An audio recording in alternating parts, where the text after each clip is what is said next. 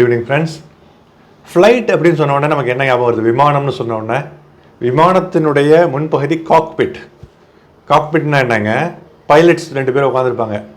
First officer, முக்கியமான chief பைலட்டும் அவருக்கு அசிஸ்டண்ட்டாக உள்ள செகண்ட் ஆஃபீஸர் அல்லது ஜூனியர் ஃபர்ஸ்ட் ஆஃபீஸர்னு சொல்லுவாங்க.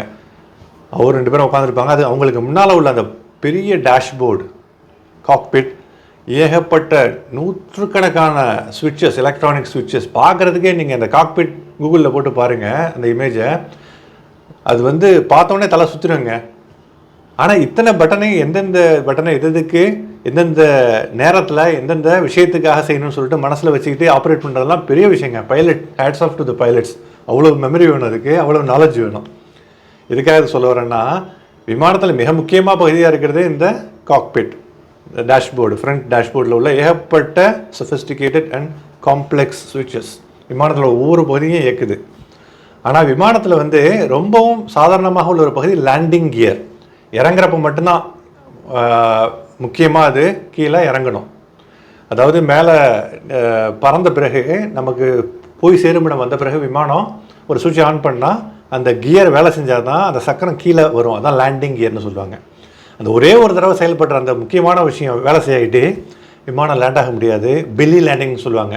விமானத்தினுடைய வயிற்று பகுதி தரையை செஞ்சுக்கிட்டே போய் மிகப்பெரிய ஒரு ஃபயர்பால், தீ விபத்தை உண்டாக்கி விமானத்தில் உள்ள மனித உயிர்கள் எல்லாம் இறந்து போய்விடுவாங்க. அப்படிப்பட்ட ஒரு சாதாரண லேண்டிங் கியர் வேலை செய்யலைன்னா, மிக காம்ப்ளெக்ஸான காக்பிட் இருந்தாலும் விமானம் பிரயோஜனம் இல்லை.